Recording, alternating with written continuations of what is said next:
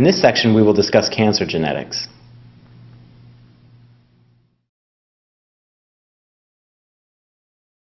So, how are genetics involved in cancers? Well, one of the ways is through chromosomal rearrangements. An example of this classically covered on the boards is that of CML and what we call the Philadelphia chromosome.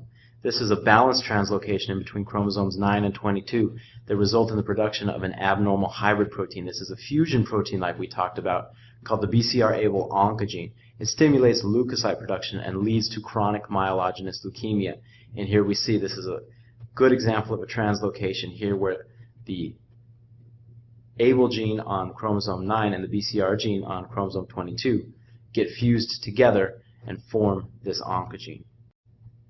Other cancer predispositions that we have: ataxia telangiectasia, which can result in lymphomas as well as immunodeficiency. It's caused by the ATM gene, and it's a dysfunction in DNA repair.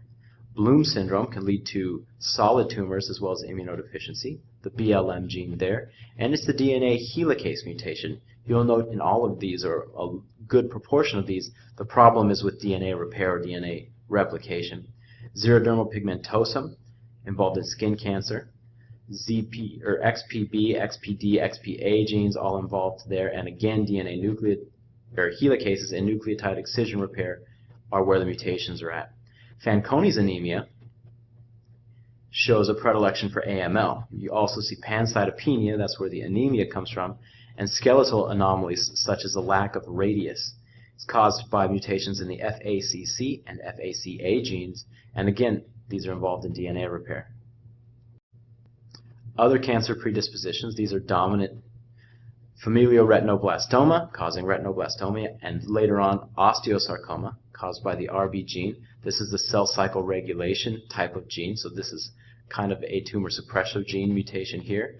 Li-Fraumeni is caused by defects in the p53 gene. You see sarcomas, breast tumors, brain tumors, and leukemia. Familial adenomatous polyposis, or FAP, colorectal cancer, the APC gene, fairly well known, fairly well characterized. Regulation of microtubule function is where the defect is at. Hereditary non-polyposis colorectal cancer, or HNPCC, also leads to colorectal cancer. Several different genes involved here: PMS gene, MSH gene, MLH gene, and this is the DNA mismatch repair defect. Again, problems with DNA repair. Familial breast cancer, breast ovarian cancer with the BRCA1 and BRCA2 genes, that's a defect in dsDNA break repair. And von Hippel-Lindau is known to be associated with renal clear cell cancer. It's the VHL gene, and this is involved in transcript elongation. Now, these predispositions for cancer come as part of what we call the two-hit hypothesis. In a normal person, we see up above, has two wild-type alleles for the TSG gene. And so in order for them to lead to tumor formation, they would have to have a mutation in one copy and then a second hit, a deletion or a mutation in the second copy, because again, these are recessive type of settings. You have to have two mutations because one would be sufficient. In this case, if this were to happen, you would see sporadic unilateral retinoblastoma. In the case of familial bilateral retinoblastoma, what you have is inherited a germline mutation from your mother or your father. So you're already starting with one hit. Therefore, all you need is one more hit instead of two hits, which makes you more predisposed to developing the cancer. Neurofibromatosis type 1 is another genetically associated disease. It's also known as von Recklinghausen's disease. Incidence is 1 in 3,000. 50% are actually new mutations, whereas the other 50% are inherited as an autosomal dominant type disease. The gene is found on chromosome 17, and it's known as NF1. It's a tumor suppressor gene. The mutation, there's multiple different mutations that occur in the population. Since 50% of the cases are spontaneous new mutations, that makes a lot of sense. It can occur anywhere along that gene. So what's the classic phenotype for neurofibromatosis type 1? Multiple cafe au lait spots, at least 6.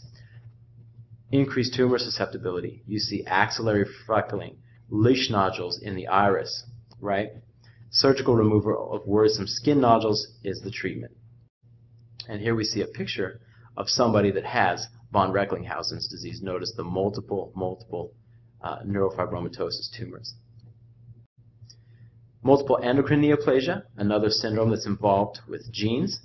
These can be split up into men 1 and men 2A and men 2B.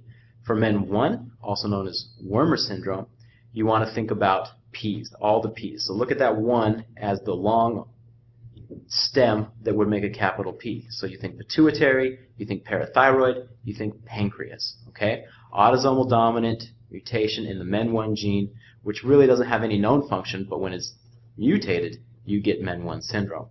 Now, MEN2A is also known as Sippel syndrome, and it's characterized by thyroid C cells. You can get medullary cancers, problems with the adrenal medulla leading to pheochromocytomas, and parathyroid malfunction as well.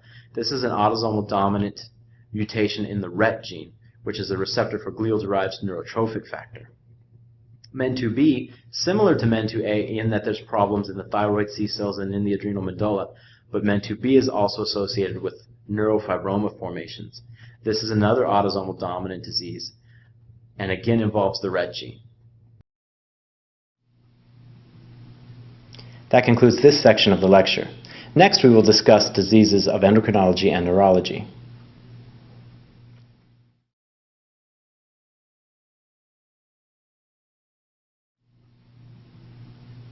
That concludes this section of the lecture. Next, we will discuss diseases of endocrinology and neurology. That concludes this section of the lecture. Next, we will discuss diseases of endocrinology and neurology. That concludes this section of the lecture. Next, we will discuss diseases of endocrinology and neurology. That concludes this section of the lecture. Next, we will discuss diseases of endocrinology and neurology. That concludes this section of the lecture. Next, we will discuss diseases of endocrinology and neurology. That concludes this section of the lecture. Next, we will discuss diseases of endocrinology and neurology.